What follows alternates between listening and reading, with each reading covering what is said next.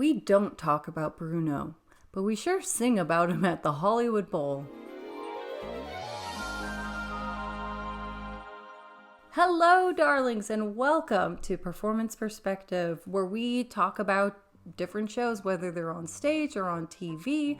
And if you're new here, I'm Care Darling, and if you like talking about shows and musicals, then don't forget to subscribe, because today we are talking about Encanto Live. Encanto first came out in 2021. That's right, this was created during the pandemic through those lockdowns. In short, it's about a Colombian teenage girl who has to face the frustration of being the only member of her family without magical powers. Lin-Manuel Miranda wrote the music for the movie, and there were a lot of hits. Most notably, We Don't Talk About Bruno. So on Disney Plus, we have the Encanto concert live at the Hollywood Bowl.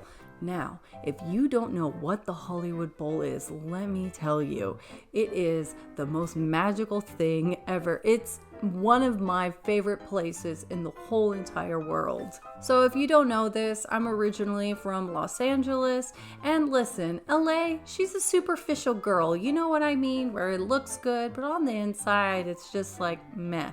But the only thing about Los Angeles that I will forever love is Hollywood Bowl. And what it is, it's a place that is actually outside, so you get to see nature and the view. So there are times where it's just a concert or they play a movie, but these movies are so special because they'll have different celebrities come in to sing the different roles. So for example, years ago I went to see The Little Mermaid, and Sarah Bareilles came out to sing all of Ariel's parts at, Part of Your World.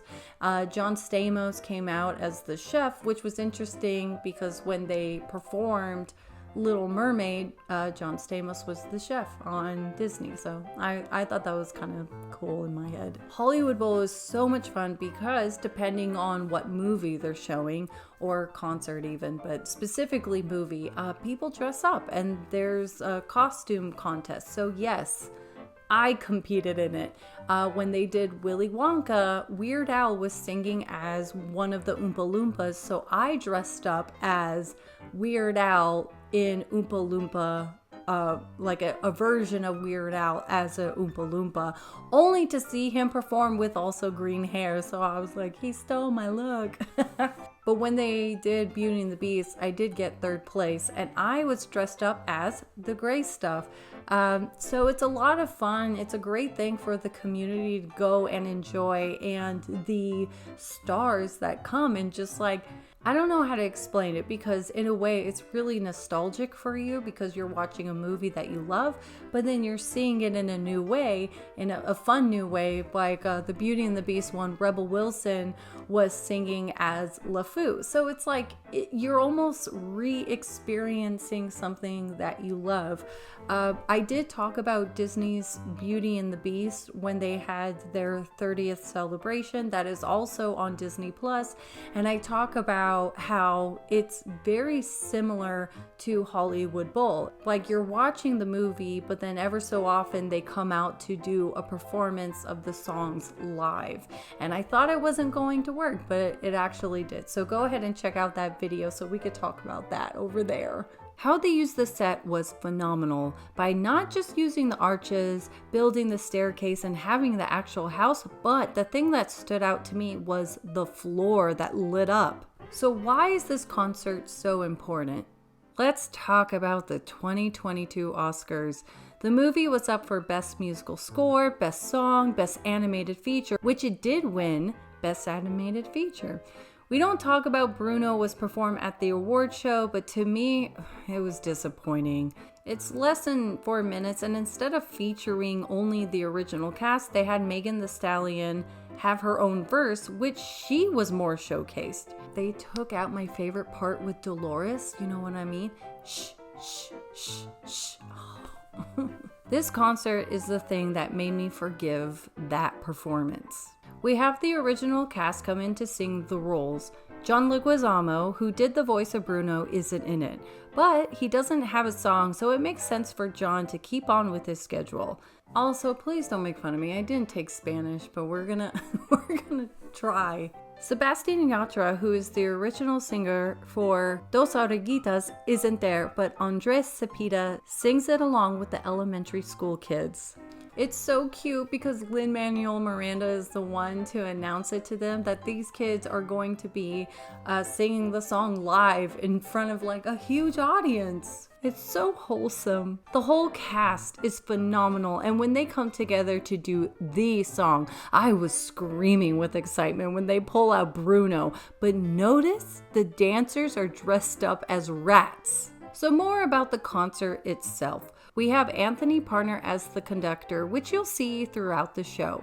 I love that the performers are wearing the costumes that the characters in the film wear. Performances that stood out to me was Jessica Darrow as Luisa singing Surface Pressure. The dancing donkeys had me cackling. Now, can I be honest? When I first saw the movie, Luisa wasn't my favorite character, and I didn't care for the song. I actually found it like pitchy, and I was wondering why didn't they cast someone that had a great voice. And then I saw it again and I realized how important having Luisa is. And in fact, Disney didn't make a lot of toys or a lot of their like merchandise after Luisa because they thought that people would be more gravitating towards Mirabel since she is the lead, or Isabella because she has that, you know, Disney princess look. But the kids loved Luisa because she was strong and she was, you know, in a way, more human. And the song is catchy. It's catchy, it's funny. And now I went from thinking, I don't care for it, to seeing why it's so important, and now I dance to it. Stephanie Beatriz carries the show beautifully, and in fact, I have no doubt that when, not if, but when Encanto turns into a musical for Broadway, it's going to be an award-winning show. Stephanie is Mirabel, and she doesn't just sing the songs, like she embodies the character and the emotions. Diane Guerra's Isabella shocked me with her own musical theater skills. I enjoyed her performance more than the actual animated scene. Of course, I'm referring to the song, What Else Can I Do? Something to watch out for is the dancers in the show. I mean, them as donkeys and rats, and they even dress up as safari animals. They really take the show and just put it on a totally different level. I think they were the performers that got me reacting the most because it's brilliant. There is something that I thought was interesting, which is that the editors would add effects, which distracted me at times. Not too much, but it did take me out of the show. Anyways, darlings, that's it for today's show. I would love to know your thoughts of Encanto Live at Hollywood Bowl. If you haven't seen it, I recommend go watch it. It's on Disney+. And last question is, would you want to see Encanto on Broadway? I know I would. What was that? Whatever. Anyways, without further ado, take care, darling.